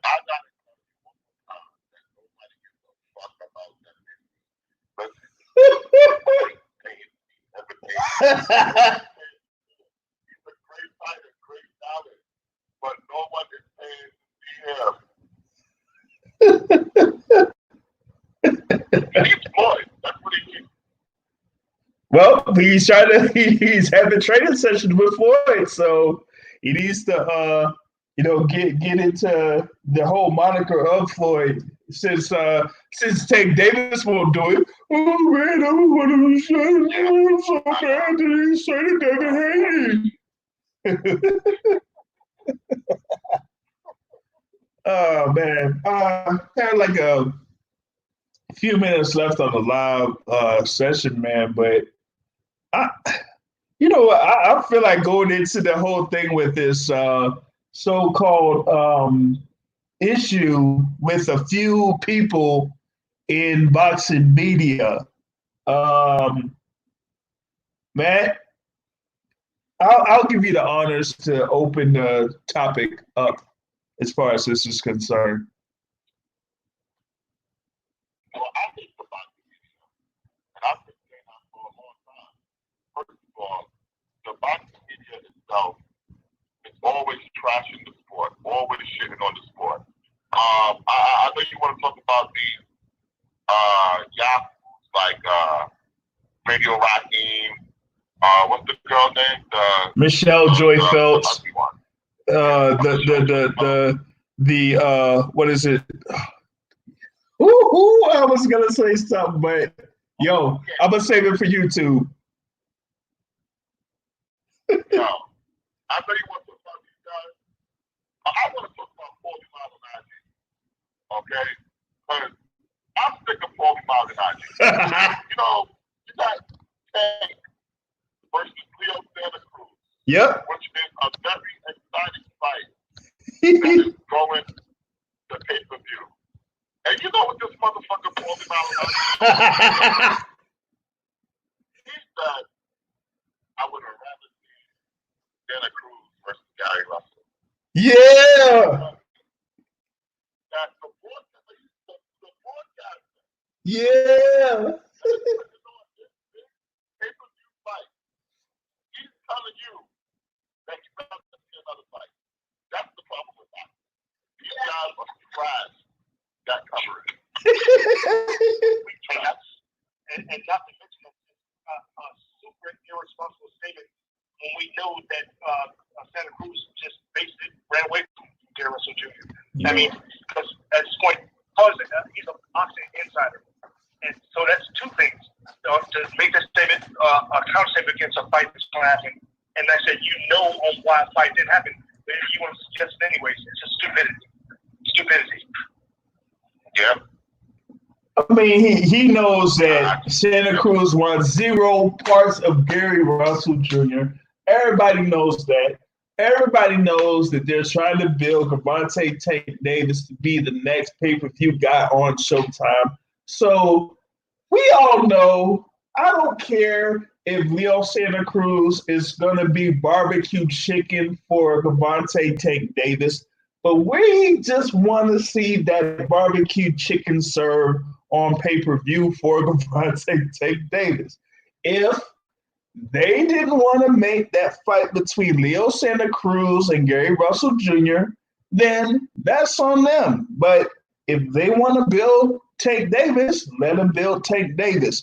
I know that he says that, maybe Santa Cruz Russell would be a better fight from a pure boxing standpoint.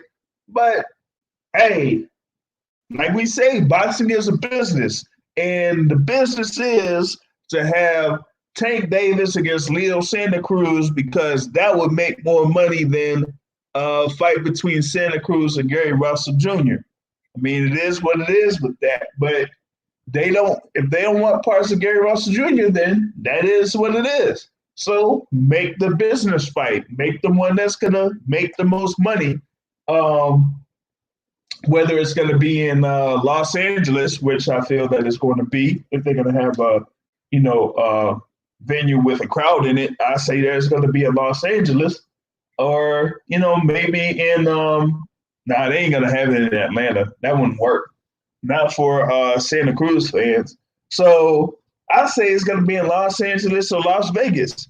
And if Paulie Malignaggi is going to make more comments like that, then they're going to have to look for another guy to cover those fights there. So, hey, Deontay Wilder wanted to fire him.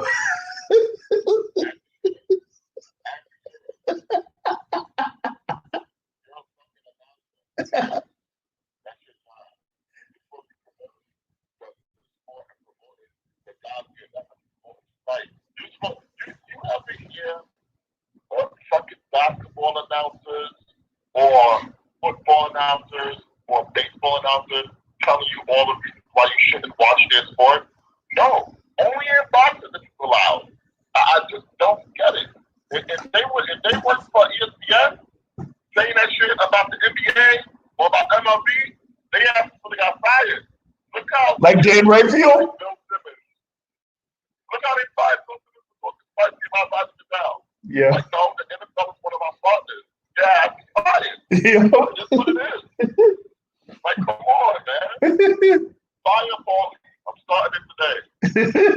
The hashtag. Yeah, man. Yeah, he has those moments where he kind of like talks about those fighters that are on Showtime and kind of criticizes those fighters. But hey, it's either that or you have somebody like Jim Lampley when he was on HBO. Bang, bang, bang! Oh, look at that hard right hand by Pacquiao.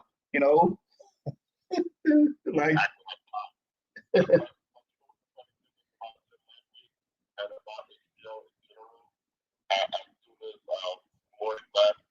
They started talking wild, about 90 seconds. Yep. Oh, he doesn't fight nobody. Oh, Gordon Howard. He's running from the guy, right? Oh, that's how you feel, huh?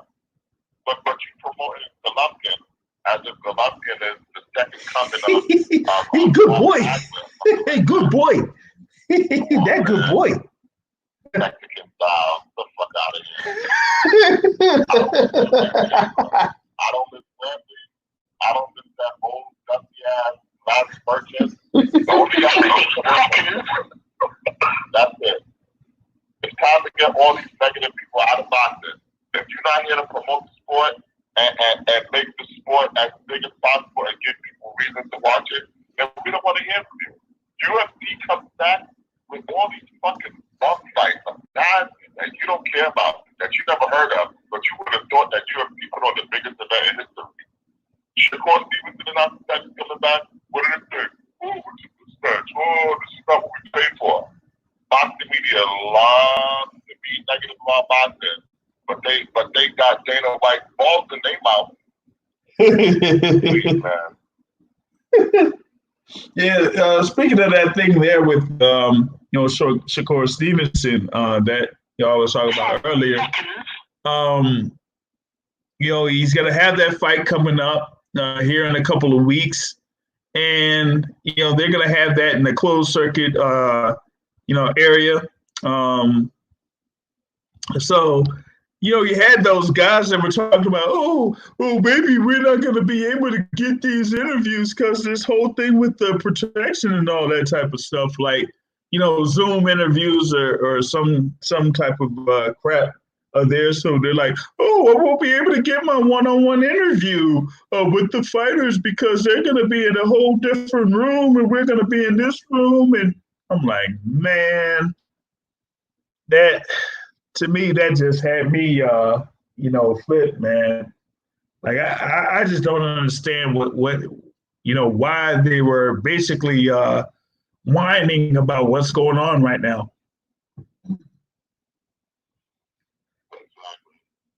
And me, my initial reaction was, I'm like, so y'all can't find anything else to do?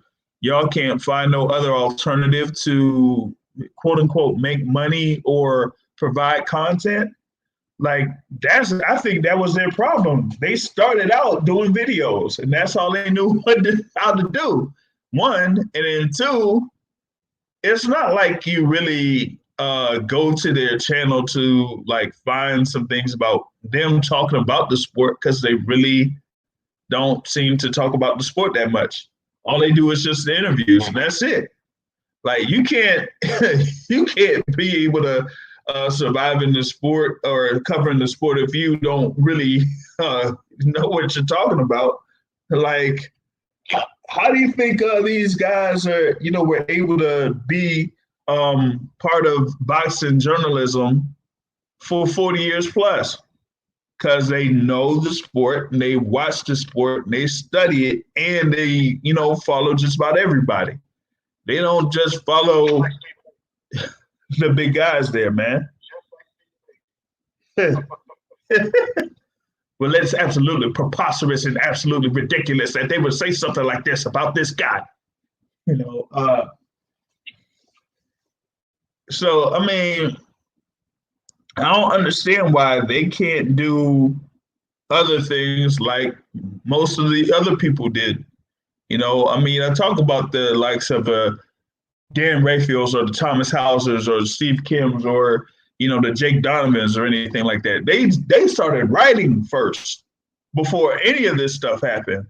So it's like, how were you not able to do something where you could write about the sport or, talk about the sport in the podcast? Like you're concerned about someone holding up a cell phone, but basically that's the same thing that y'all have been doing all this time, is holding up a cell phone or a camera.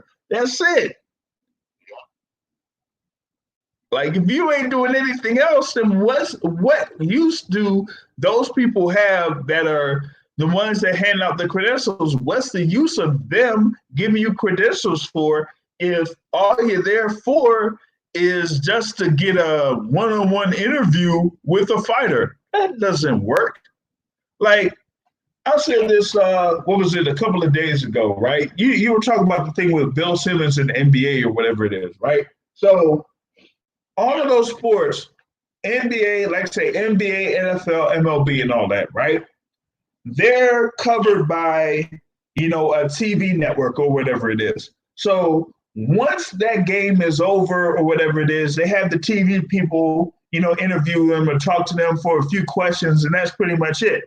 Then after that, they'll have a press conference, so to speak, with the head coach or the star player or whatever it is and whatnot. Or they will be in the locker room answering questions from who? A whole bunch of media folks that are around there. They don't have no one-on-one interviews with a Stephen A. Smith or a freaking Jason Whitlock or some random person. They don't do that. So what makes these people think that they can do that here in boxing? Well, where does that, like, where they get that at?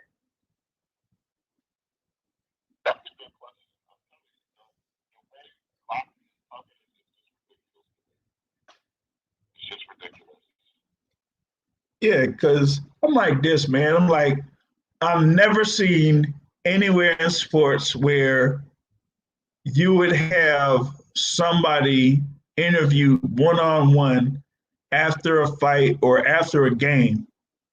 I've never seen that. Only, like you said, only in boxing. They don't do it in UFC. Who does it in UFC? Who's that? Who's the big old huge guy that Bob Allen was supposed to do? When he said there's a bunch of skinhead white guys going Ariel. Oh yeah, Ariel Hawani. Yeah. Oh, then it's that guy. You know, but like, come on, like, come. Or I'll say another individual sport, like a tennis or a golf. Like you see anybody doing a one-on-one with Phil Mickelson or Serena Williams or a freaking goddamn Roger Federer? No. But yeah, it happens in boxing. It's got to happen in boxing. Come on, man. Never seen that. And my thing is like, and I said in the video, I'm like, you are only there, you could only have a certain amount of people in your audience. It's not like you have 1 million subscribers and shit, on your page. Like, come on, that just doesn't work, man. And let's see, man. Yeah, I'm gonna go into this right, man. Let's see. So you have the amount of subscribers that you have, but let me see. Like you're averaging the views that you're averaging, but come on, you don't think that you're exclusive just because you did this thing for 9 years like you claim. Nah, that ain't how it works. Like boxing is a niche sport. So unless if you want to try to grow the sport, it's not going to come through those people. I'm sorry, it's just not. It's going to come from.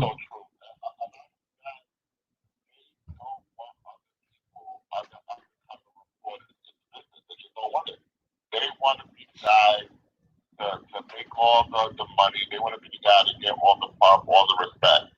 They don't want no new people in the boxing business. You saw how, you remember that conference call he was on that Dan Raphael hijack, and you were pissed off about it. That's the norm with these guys. Yeah. But don't get it. But even with me in that, I kind of understand it with Dan Raphael. Dan Raphael has been covering the sport for decades. You see, but the thing about it is like with him covering the sport for decades and being able to, talk about the sport as much as he has, that gives him, some type of a different level of seniority than these guys that hold a camera and just hold a camera and put it in front and have a microphone or whatever it is and think that they know what they're doing in the sport. No, they don't, because I don't see him what they say shooting in the gym, or so to speak. You ain't in there shooting in the gym. Like, come on, dude. Like, that ain't how it works, So, and for me personally, me getting into the sport, I never even heard of these folks before. Never heard of them. So how is it that you want to have every slice of the pie when people on a general scale haven't really heard of you? Like that's not how it works around here, especially if you're not from here. So like Raheem or Michelle or Coogan, they're not from here. So what makes you think that people are going to be familiar with you or know you here? That ain't how it works. Yeah. So it's like, man, that's why like a lot of the other channels are going after those guys, because it's like they want to complain, but like I said, how are they any different than those that have been covering the sport longer than all of us put together? You know what I mean? So I could still talk to Kevin Iole or Keith Idec, like it's nothing. But you mean to tell me that you're gonna try to push away the likes of them? You're not gonna do that. No, you're not. So why is it that you want to try to turn away guys like who is it? Like Ring IQ, who I work with, or Jamil with YSM Sports Media, how are you gonna try to push them away? Like you don't want to do that because you ain't gonna be ready for the get back.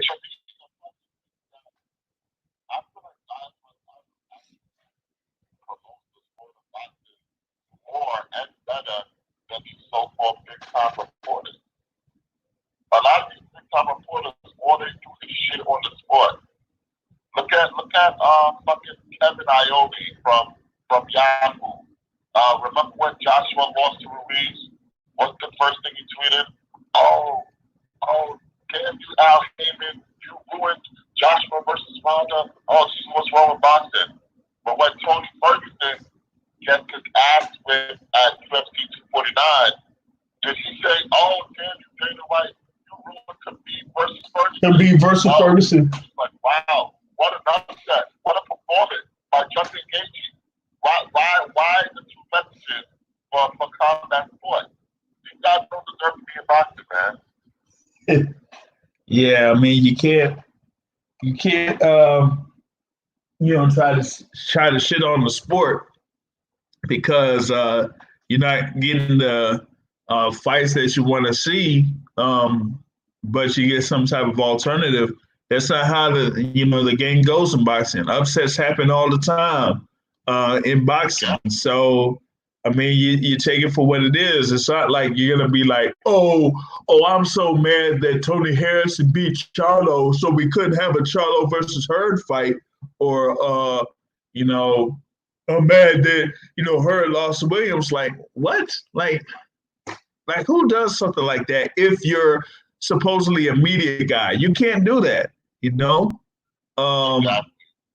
just, yeah, that's the thing. Like you could probably have like some type of piece later on down the line saying that, this potentially could have, knocked things off, but you don't just go on social media and say, oh crap, man, he done lost and now we ain't gonna have this fight and everything is shot down the window. Like that would have been like if I said, Deontay Wilder lost, so now we can't have this fight, happening. Like, come on, man. Did you see me?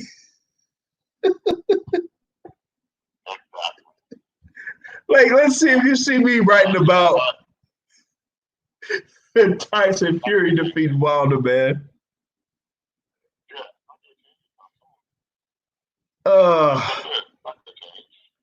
It's part of the game here when it comes to the coverage of the sport of boxing, and I mean it's what we're gonna deal with. But to me, I think that once things start to open up for media, it's gonna be a lot more exciting now because you talk about these people that you're supposed to be called out in boxing. Shoot, media folks will be being called out. So we gonna have some action inside and outside the ring, baby. Woo, yeah!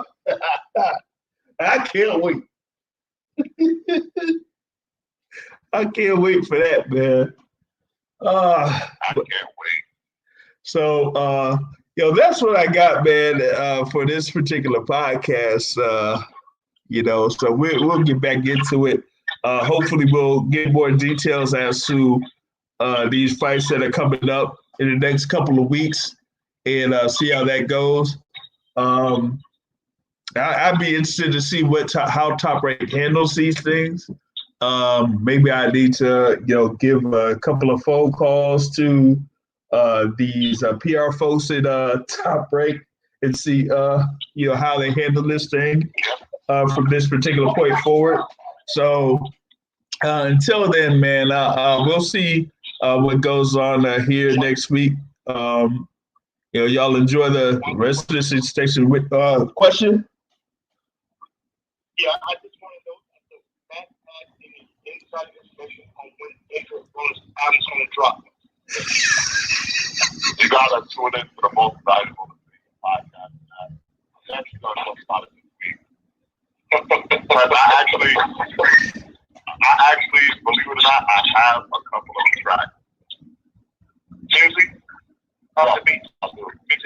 All right, hold on now.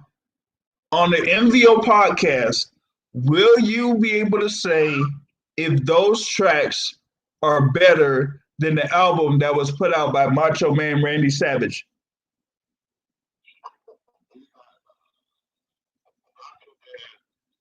You cannot compare those great bars to what Adrian Broner said. I'm not gonna lie. He's not that.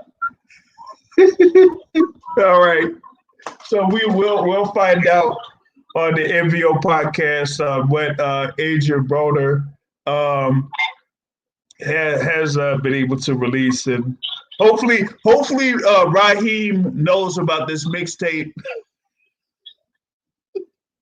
and knows what tracks are on it. We'll see, man.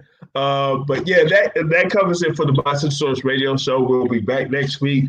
Same time, 7:30 p.m. Eastern Time. And like I say, the end of every show, folks, the point of boxing is to hit and not get hit, not to say to trade. No, I'm out. Have a good evening, everybody.